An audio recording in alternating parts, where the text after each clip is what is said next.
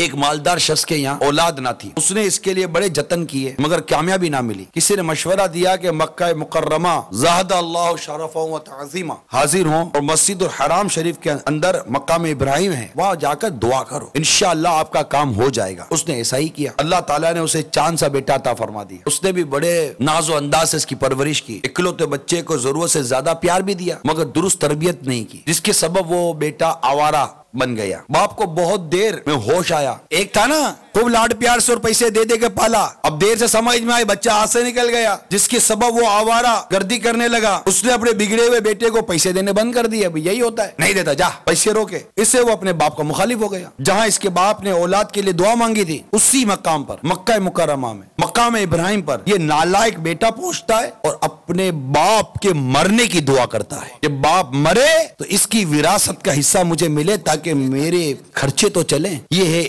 جہاں میں ہے عبرت کے ہر سو نمونے، مگر ہم کو اندھا کیا رنگ و بو نے۔ کبھی غور سے بھی یہ دیکھا ہے تو نے، جو آباد تھے وہ مقام اب ہیں سونے۔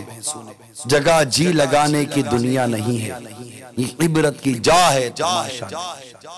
ہم یہ دیکھتے ہیں کہ ہمارا بچہ ہمارا بڑا ادب کرتا ہے، کبھی پیسے روک کر دیکھو تو پتہ چلے گا کتنا ادب کرتا ہے، کبھی اس کو کسی کام پر روک کر دیکھو تو پتہ چلے گا کتنا ادب کرتا ہے، قدموں میں بیٹھتا ہے، پیسے مل رہے ہیں، ہر چیز پوری ہو رہی ہے، خواہشیں پوری ہو رہی ہیں، ایک بار بٹن دباؤ پھر دیکھو اندر سے کیا نکلتا ہے۔ عموماً والدین کو اپنی اولاد کے عیب اور کمزوریاں نظر نہیں آتی، کوئی سمجھا دو تو کہتے ہیں نہیں ابھی میرا بیٹا ایسا نہیں ہے۔ ارے آپ کو کیا پتا آپ کا بیٹا کیسا، باہر کیا گل چھڑے اڑاتا ہے؟ آپ کا بیٹا آپ کے سامنے بھلے شریف بنتا ہے مگر کبھی والدین کو یہ سوچنا چاہیے میرا بیٹا باہر نکل کے کیا کرتا ہے، باہر اس کی دوستی اور باہر اس کی سنگت کیسی ہے، اس کو غور کرنے کی بہت حاجت ہے۔ اللہ تعالی ہم سب کو اولاد کی درست تربیت کرنے کی توفیق عطا فرمائے۔